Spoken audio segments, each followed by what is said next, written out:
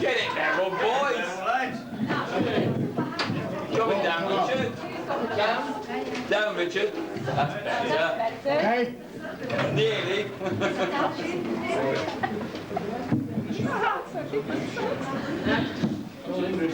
Hello? Can you hear? Good, good. Hello. Good evening, and welcome to CNN News, which stands for Chilean News Night. The news tonight will be read in 3 sections: home news, local news, and a P.T. Penny commissioning update. Tonight, we will be talking to a doctor who has a practice in the bath, and asking him to draw a diagram. And we'll be reading extracts from a book written by a man who tried to carry a refrigerator from Athens to Middlesbrough, and he gave himself a hernia. It's called a Fridge Too Far. The first, news from the home country. The new London to Brighton motorway opened today. It has been built with strict regard to all local objections and is 923 miles long.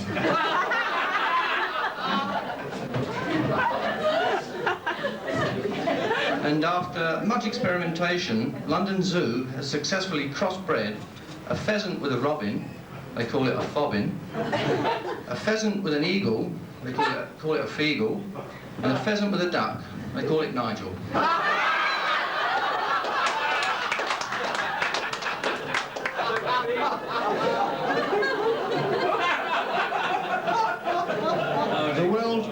The World Masochism Centre opened today in Chelsea.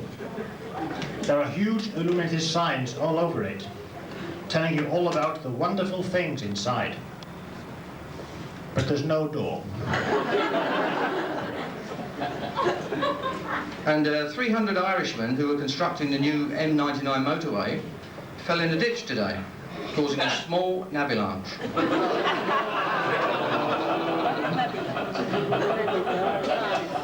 And soccer violence is back in the news. Fighting between Rovers and United fans was tonight interrupted for 90 minutes when the pitch was invaded by 22 players. Wait for the punchline, please. And there's 2 late soccer results just in. The Arsenal-Stoke match was abandoned, and the match between the Nuneaton Nancies and the Farnham Fairies was very abandoned.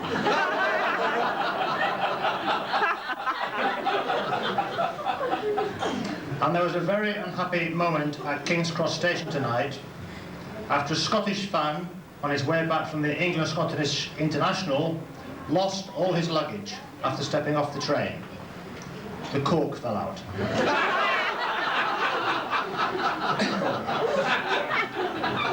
And also at King's Cross Station, police would like the man who lost 8 bottles of whiskey this morning to go to the Lost Property Office, where the man who found them had just been handed in.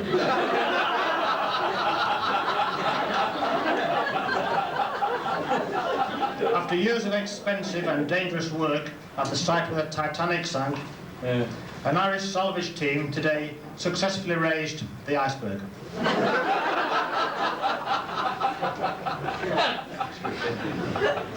Mr. Percy Tweeter, the celebrated budgerigar impressionist, died today. A few friends attended the private ceremony at which he was flushed down the toilet. And the Good Housekeeping magazine today named Elizabeth Taylor the Good Housekeeper of the Year. She's been divorced 5 times and always kept the house.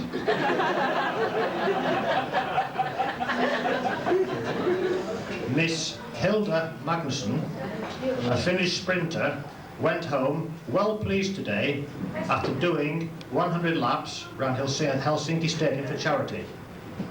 The 100 laps were also well pleased.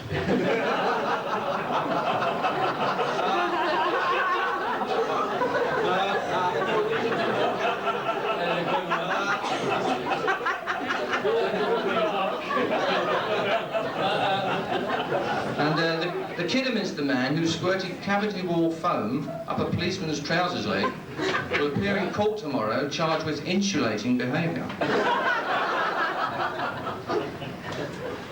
A new publishing venture was announced today. The Stockbreeders Gazette are to get together with Playboy magazine to produce the Farmer Sutra.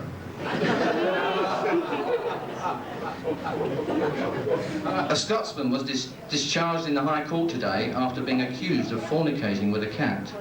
The judge dismissed the case on the grounds that he had never heard of a Scotsman putting anything in the kitty before.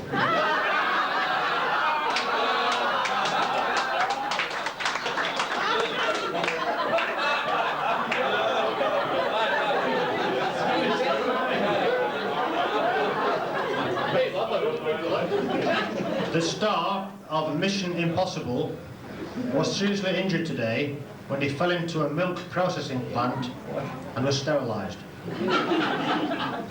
When asked to comment, he said that it will not stop him from completing the series, but the title has had to be changed to Mission Impossible.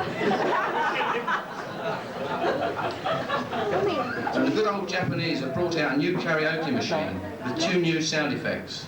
The machine will now allow you to yodel up the canyon while your partner can use the Louis Armstrong deep throat button. It's called the Sonny 69.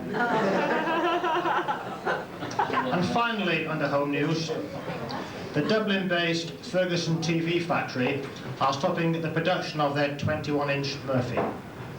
Too many young ladies were fleeing to the mainland.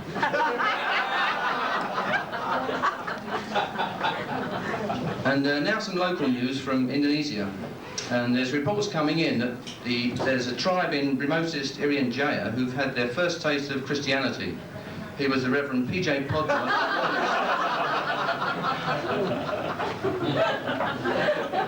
And the Florida discotheque was burnt to the ground last night.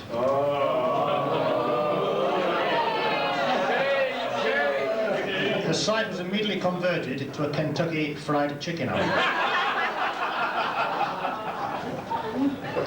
And Wayne Murray, the only man ever to play for P.T. Penny's all-ladies soccer team, said tonight that he was very happy with his new team.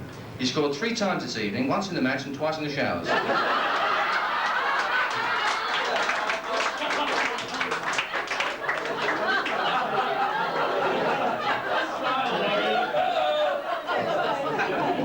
There was a near miss on the infamous toll road today. A van carrying VD samples from a local medical establishment was forced off the road by an Astley bus. The van driver said that he thought it was a gonorrhea.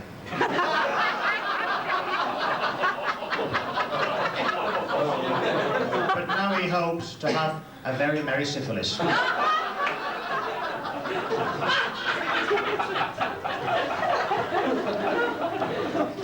And Ken Rowley has named his new cat Trex. Because every night when he comes home pissed, he always trips over it. And he shouts, "I'll kill that cooking fat."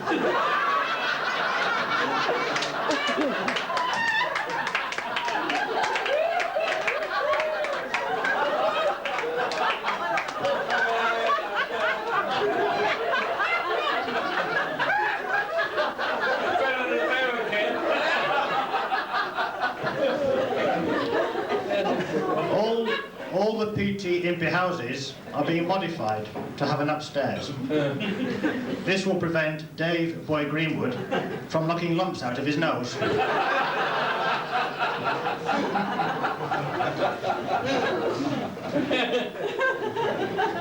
And there were very red faces yesterday when P.T. Penny's newly erected site fence turned out to be completely ineffectual. It failed to keep the commissioning team off the site. And it has been announced that the PT Penis Clinic will change the name on the clinic door after some locals turned up with urine samples. And an octopus was saved from drowning under the jetty today. Bob Queen gave it the kiss of life and 3 choruses of a Scottish soldier. The octopus is doing fine, but Bob went home with 234 love bites and a severed tentacle.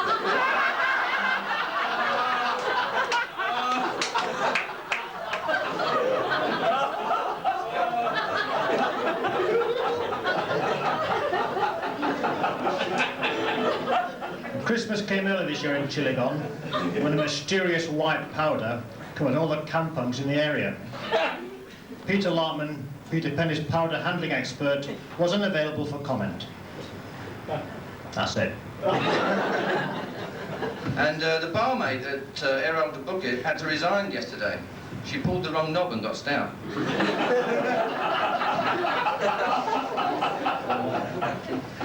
And finally, for local news, David Hunter, desperate to rid Bucket Chilgoninda of rats, answered an ad in the Jakarta Post for a ball-bearing mousetrap. The next morning, a large tomcat was delivered to his house.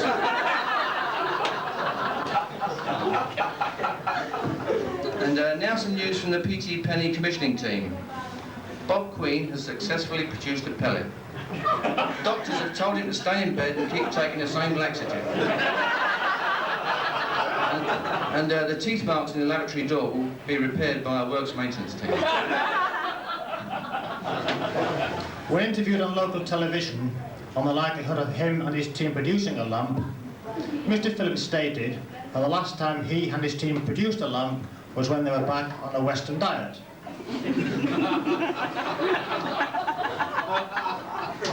And there was a scare at PT Penny's site today when one of Dave Hunter's eyebrows was indecently assaulted by a hedgehog.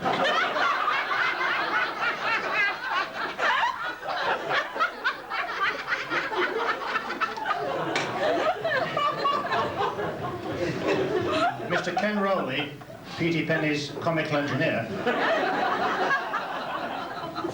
accidentally produced a lump today. He said he was trying hard to let off some flare gas when the accident happened. Mr. Rowley's maid now refuses to wash his underwear.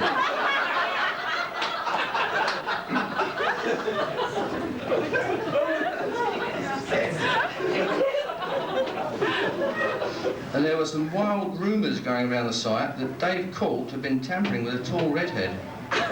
Dave's wife Pat was relieved when it turned out to be PT Penny's flare stack. Since the switch outfitting of PT Penny's stores, there are also rumours that the Florida Disco will relocate to the site stores. The stores will then be renamed the Best Little Warehouse in Merrick.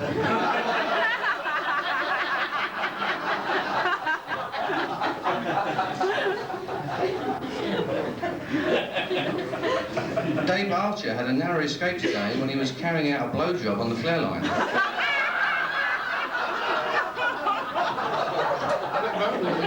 When he tried to blow down the line, he burnt his lips on the pipe. He can now sing Mammy better than Al Jolson. Many of the side vents are to be fitted with snuffers. This is to stop the smokers having a quiet puff in the manholes.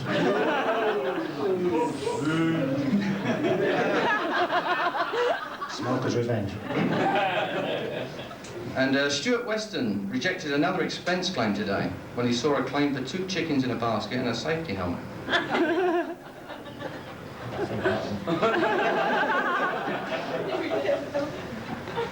And finally from commissioning, Ken Rowley tried a new process yesterday when he substituted bintang for ethylene. He was trying to produce beer-flavoured polyester knickers. The next morning, the flare stack was standing at 45 degrees. The reactor head was still throbbing, and the extruder won't stop producing brown liquid. And finally, here's a late news flash from him.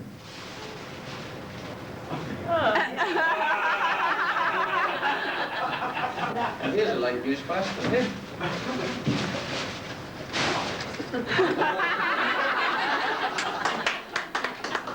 And so, it's good night from me. It's good night from him.